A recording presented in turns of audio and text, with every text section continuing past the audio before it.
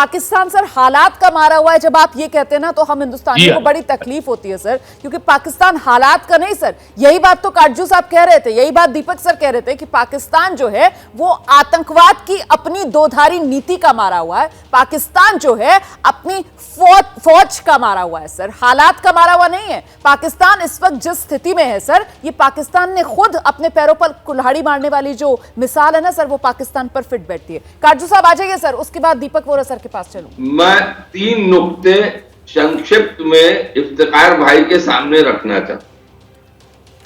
पहली चीज, आपकी फौज ने आपकी अवाम के दिल और दिमाग में यह बसा दिया है कि भारत दुश्मन है, हमें आपसे कोई दुश्मनी नहीं। पहली चीज, आपकी फौज आपका खून चूस रही है, आप चाहते हैं खून चूसे, आपको मुबारक।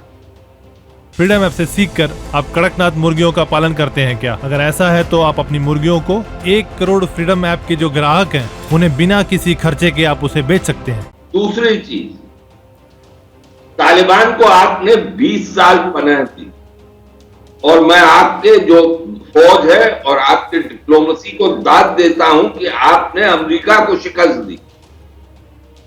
आज वही तालिबान आपके लिए कहर बन गया है। वो आपके घर में क्या कर रहा है वो आप जानते हैं। और इमरान खान आपके सरबराह हमेशा तालिबान की तारीफ की, आज भी करते हैं। वही तालिबान जो कि दहशतगर्दी आपके वहां करा रहा है और उसका इल्जाम आपके लोग और आपकी फौज भारत पे नहीं लगा रही, टीटीपी पर, हम पर नहीं लगा रही। अभी पेशावर में क्या हुआ, मुझे दुख होता है कि पुलिस लाइन में घुस के नमाज के वक्त नमाज अदा की जा रही है मस्जिद, और वहां पे दहशतगर्दी हो रही। ये किस तरह का आपने माहौल अपने देश में बनाया हुआ है, ये किस तरह की पसंदी है, ये मजहब किस तरह का हो गया है पाकिस्तान। आपके वहां नमाज के वक्त दहशतगर्दी होती है, मस्जिद में लोग बैठे हैं। मुझे शर्म आती है, मैं मुसलमान नहीं हूं, लेकिन इबादत खाने में अगर इस तरह का वाकया हुआ तो हर पाकिस्तानी को अब दिल में डिडोल के दिल में देखना चाहिए कि मेरे देश में क्या हो रहा है। ये क्या भारत करा रहा है? ये दहशतगर्दी आपके वहां सुन्नी शिया, सुन्नियों में कितना, एक सलाफी, एक देवबंदी, एक बरेलवी क्या कर रहे हैं तो कभी नहीं करते। इस पर आपने गौर किया है भाई कि आपके वहां इस्लाम क्या रुख दे रहा है? ये तो कभी सकीर में इस्लाम में ये नहीं होता, लेकिन ये इतना तो बढ़ा हुआ है, बहुत इस्लामी ममालिक में काम किया। आप अपने दिल में सोच के देखिए, भारत आपका दुश्मन नहीं है। ये तीसरी चीज मैं कहना चाहता हूं, आप अपने खुद के दुश्मन हो। ठीक है सर, संक्षेप में इफ्तिखार चौधरी साहब संक्षेप में अगर आप जवाब देना चाह रहे हैं सर, उसके बाद मैं बाकी मेहमानों का रुख कर रही हूँ। सुन लिया आपने काटजू साहब को। चौधरी साहब। हाँ जी, मैं ये कहना चाहता हूँ कि ये जनाब सारे गुनाह ही हमारे पाकिस्तान में हो रहे हैं और सारा जुर्म ही पाकिस्तान में हो रहा था। तो इंडिया में क्या हुआ जनाब, आपके जो गांधी हैं, महात्मा, उनको बोलते हैं हम और खुद भी उनकी इज्जत करते हैं, वो भी वहां पे कत्ल हुए। फिर उसके बाद आपके वो राजीव गांधी को क्या किया, बाबरी मस्जिद आप क्या करते हैं, गुजरात के वाकयात आपके सामने हैं। आपके नरेंद्र मोदी साहब जो है वो कभी इंडिया के वो अमेरिका का वीजा नहीं ले पाते थे। तो ये सारा कुछ इधर ही आप करते हैं और यहाँ टीटीपी को भी आप सपोर्ट करते हैं। आप यहाँ पे टीटीपी को सपोर्ट करते हैं और यहाँ हमारे बम धमाके जितने भी होते हैं आप लोग करते हैं।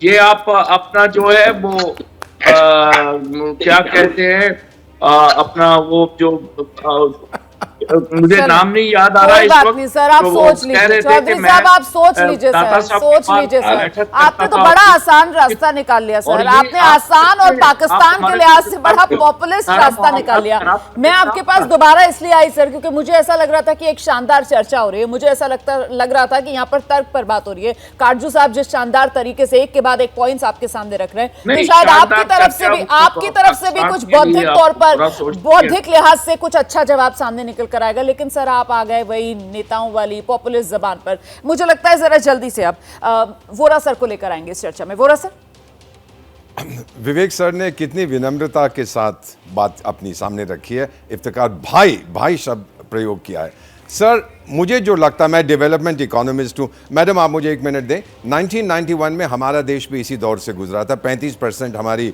उस समय महंगाई भत्ता था, हमारे पास $1 बिलियन बचे थे। पूरी दुनिया ने हमसे कहा अगर मदद चाहिए अपना सोना गिरवी रखो। 67 टन्स गोल्ड हमने गिरवी रखा था। सर मैं पीएम ऑफिस में काम करता था, मुझे मालूम है कितनी दिक्कत हमको हुई थी। वही स्थिति आज आपकी है, बल्कि और बदतर है। मैं आपको बता सकता हूं हमने क्या किया था, लेकिन सर क्षमा करें, मैं तो काफिर हूं ना, तो आप मेरी बात नहीं सुनेंगे।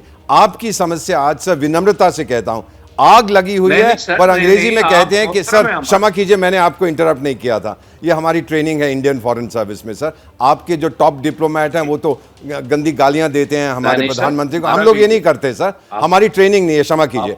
तो आपको मैं इतना बताना चाह रहा था कि ये स्टेट ऑफ डिनायल जो है इसमें से बाहर निकलिए सर। हम आपको बता सकते हैं आपको क्या करना है। सर आप क्लासिकल इकोनॉमिक मेल्टडाउन, मैं तो डेवलपमेंट इकोनॉमिस्ट हूं, पैसा खत्म हो जाता है, आपकी करेंसी की वैल्यू खत्म हो जाती है, रिजर्व्स खत्म हो जाते हैं, अनएम्प्लॉयमेंट बढ़ती है, बैंकरप्सी बढ़ती है और फिर महंगाई बढ़ती है। सबसे बड़ी चीज लोगों का भरोसा खत्म हो जाता। सर आपको याद होगा कुछ साल पहले आपने नया पाकिस्तान सर्टिफिकेट लिए थे, लोग पैसा लगाएंगे, किसी ने कुछ नहीं दिया। फिर आपने लोगों से कहा अपना सोना हमें दे दो हमारी मदद के लिए, आपकी सरकार ने कहा, किसी ने कुछ नहीं दिया।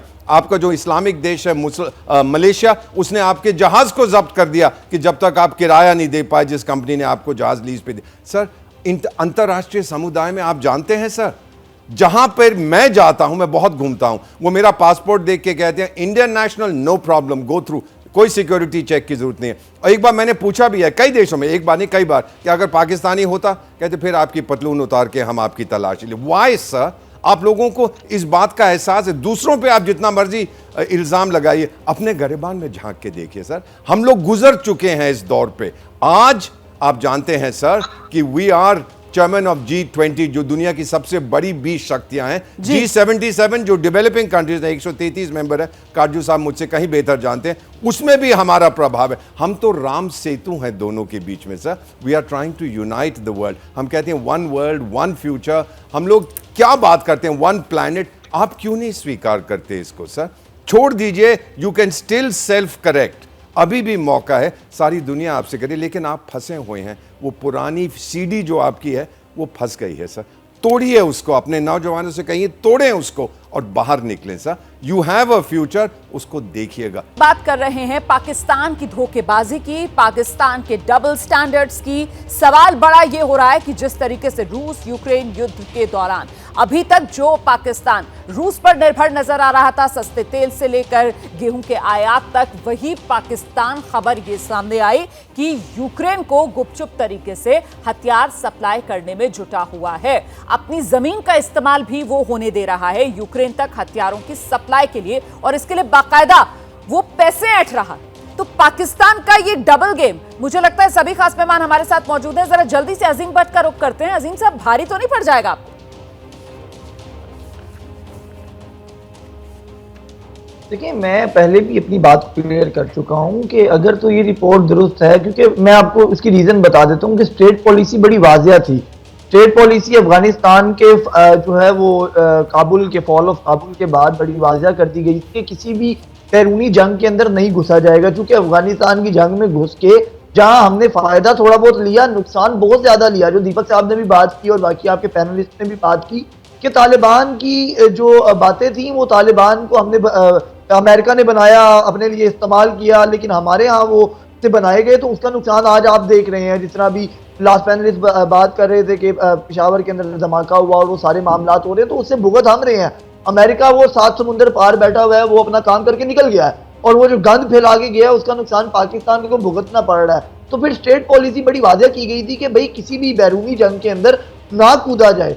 दो ममालिक अगर लड़ रहे हैं, अगर आपने सुलह का किरदार अदा करना है, उनके बीच में सुलह करवानी है, तो ठीक है आप आगे आए, लेकिन अदरवाइज आपको कोई जरूरत नहीं है किसी एक मुल्क को जो है वो आप सपोर्ट करें। तो मेरा नहीं ख्याल है कि हम कोई इस तरह की पॉलिसी अपनाएंगे कि यूक्रेन को हम जो है वो कोई असला दें और पैसे लें। पैसों की जरूरत हमें जरूर है, लेकिन इतनी भी नहीं है कि हम लोग मजीद 10-15 साल का गंद जो है वो तालिबान की तरह का फिर से जो है नहीं, वो लेकिन पाकिस्तान के अंदर ले आए। बट साहब अच्छा हुआ आपने ये तमाम बातें रख दी हैं इस वक्त इस शो में। फ्रीडम ऐप से सीखकर आप कड़कनाथ मुर्गियों का पालन करते हैं क्या? अगर ऐसा है तो आप अपनी मुर्गियों को 1 करोड़ फ्रीडम ऐप के जो ग्राहक हैं उन्हें बिना किसी खर्चे के आप उसे बेच सकते हैं।